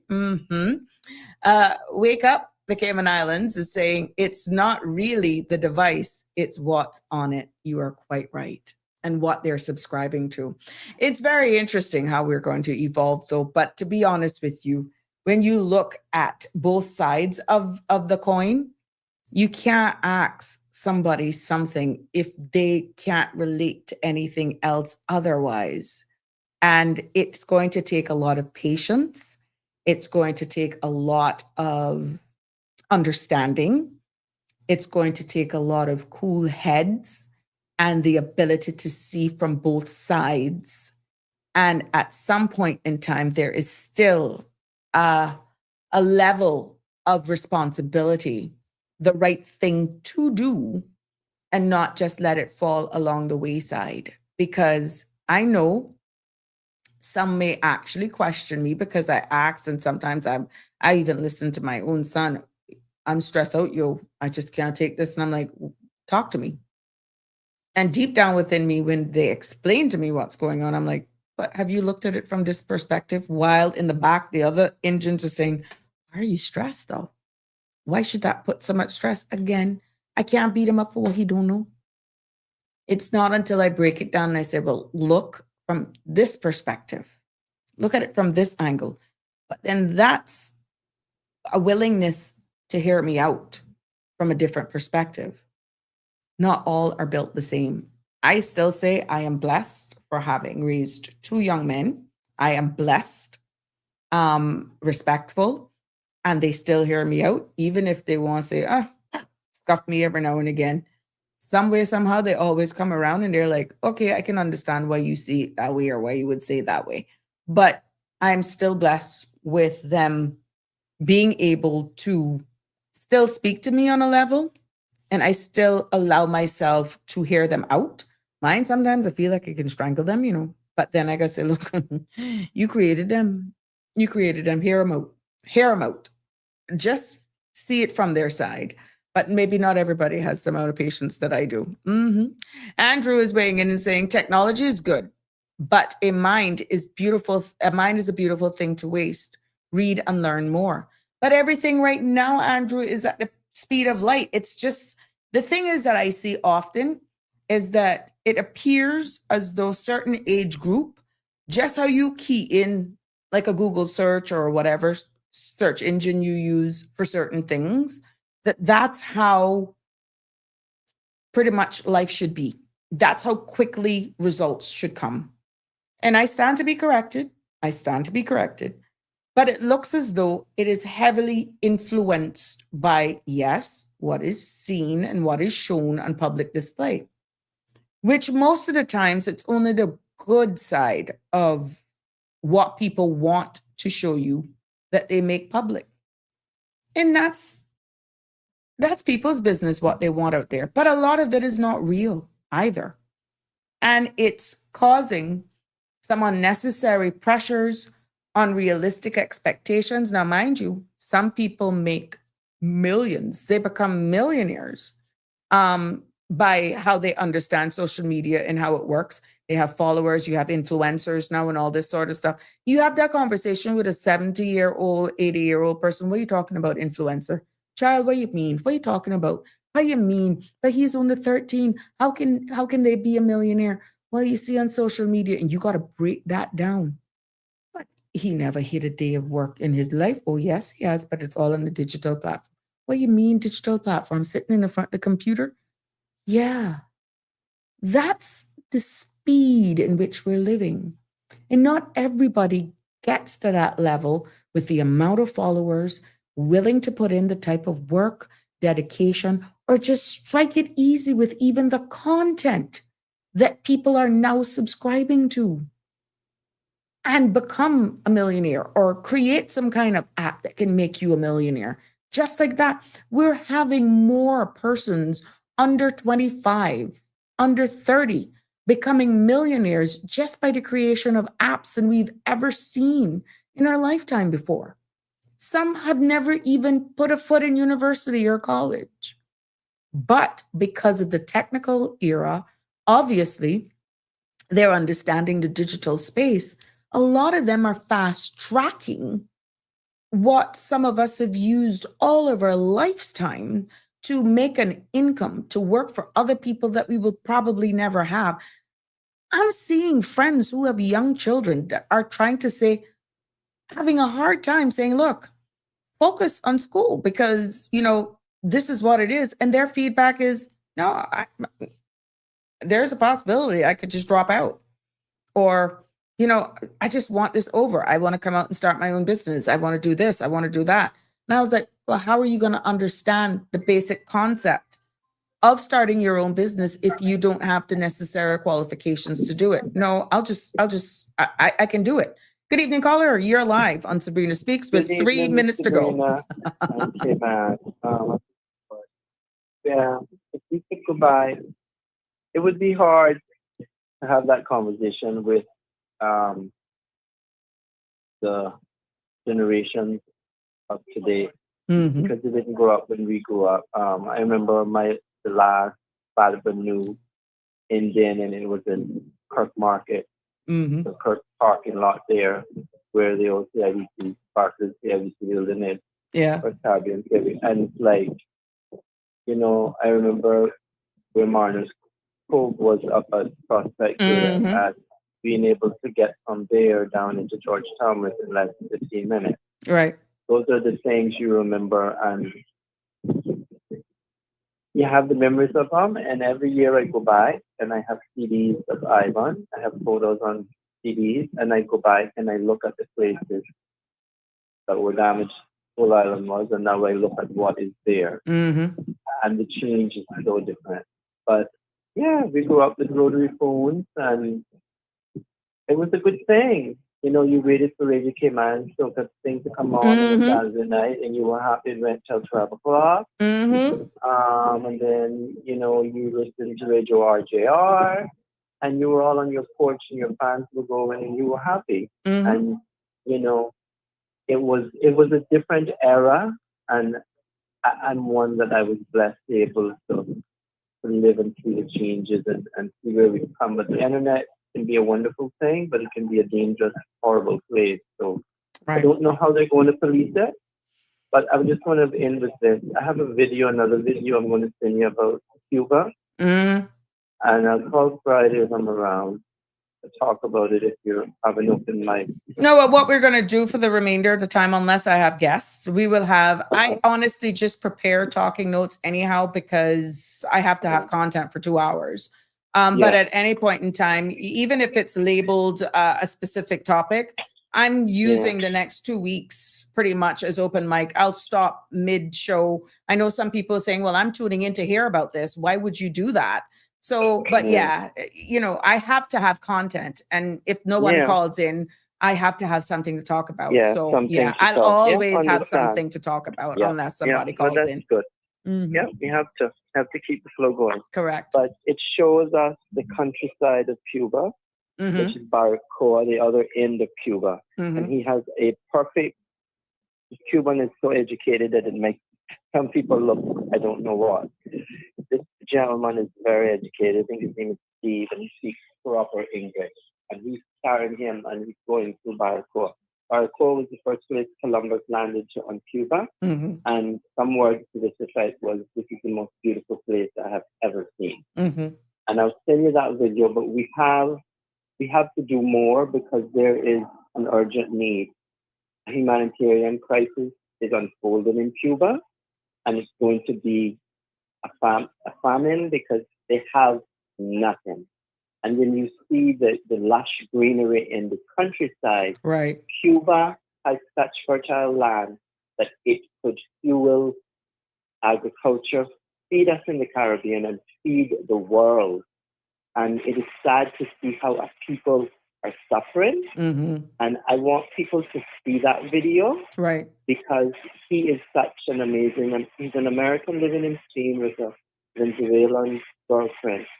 But he goes to Cuba to do what he can, and he finds some amazing people to take him throughout Cuba. You got to see, they grow cocoa and everything, and it's women that is growing it. You got to. Send it through. So I'll send it, and then I'll have to upload it, because sometimes it takes a little longer. So I'll try to do it ahead of time. The world has to do more, Miss Sabrina, because they have nothing. They're literally starving. So have a good evening. Likewise, my love. Yeah, I don't know how they're going to police it. I don't even know how it's going to work. No, I don't even try to wrap my head around it, because like I said, if you listen to the Parliament, the Youth Parliament the other day, both sides came with firing guns. And I mean, just getting it right. It's going to be right. Exactly. Exactly. You want to go on this, you want to do that. Exactly. And how do you do it? I guess it's freedom, and we're going to just have to leave people to their choices. That's how I look at it. It's true. Anyway, have a blessed my love. And we chat some more. Yes, ma'am. Take care. Bless. Take care, sir. Bye-bye. You too. Bye-bye. Live Happy, you something else. Live Happy said, I'm not a scroller. They said, my battery lasts 2 weeks. Oh my gosh. And then further says, if stop them and ask them man to man on the street a question, they would not be able to answer the question without Google, because they can no longer think for themselves. I could be honest with you, what it is. I had to laugh today because, again, speaking with a friend, I was asking a question because I call them Bell South. Anyhow, I said, do you know who owns this company, or do you know who's affiliated with the company? Well, why you won't go to chat GTP? I'm like, what the heck? There's a reason why I called you. And this is funny. So you're on to something, but this is where the demand for all of that is coming. And it could actually get us very lazy, because we're no longer forced to learn things on our own. We are totally dependent on tapping it in and making some AI system do all the work for us. So you're on to something, Live Happy, because I'm seeing it play out in just a simple question. Oh, just go chat GTP, dig it up. That'll do it. It's amazing how we talk about that. Miss Lucille, good evening to you. What, you up pretty late? Oh my goodness. She's saying, good evening, Sabrina, and everyone at home. Love you all. Blessings on your beautiful island. Love you all. We love you as well, Miss Lucille. You're up late. Go to bed, but love you still. Now it's 7:00, and that brings us to the end of another episode of Sabrina Speaks here. And yeah, like I said to that last caller, that we are going to be having for the next 2 weeks, as I plan to take some time off. I'm still trying to find out exactly what week I'm going to go. But in that time, It's gonna be, even if I do a promo to say, well, this is what we will talk about, yada, yada, yada. Come on, man. It's summer. A lot of people are traveling, a lot of people in relaxed mode. If there's some sort of news article that comes up or something that is topical, we don't mind changing and steering our conversation, but your participation is key, and you're the captain of the ship here. Until such time, I still have to provide information to have, thoughtful conversations to bring up and topics to discuss. But at the end of the day, you are the captain of the ship. It has been a pleasure bringing you again another episode. I'm hoping we continue to learn here, one episode at a time. And I'm looking forward to seeing you tomorrow. Please be safe on the road. Love you lots. Good night. And thank you. See you tomorrow. That's a wrap for today's edition of Sabrina Speaks. Thank you for tuning in and for being part of the conversation. Remember, the dialogue doesn't stop here. Stay engaged, stay informed, and most importantly, stay empowered. We'll be back tomorrow at 5 p.m., same time, same place, right here on CMR TV and radio, where your voice matters and your truth is heard. Until then, K-Man, take care of yourself and each other. That's it for today's edition of Sabrina Speaks, where your voice matters, your story counts, and your truth is always welcome. Join us weekdays from 5 until 6:30 p.m. right here on CMR TV as we dive into the topics that matter most to you. Catch the show live or on demand at cmrtv.com. And don't forget to follow us on Facebook, YouTube, and Instagram so you never miss a moment. Until next time, stay informed, stay engaged, and always speak your truth.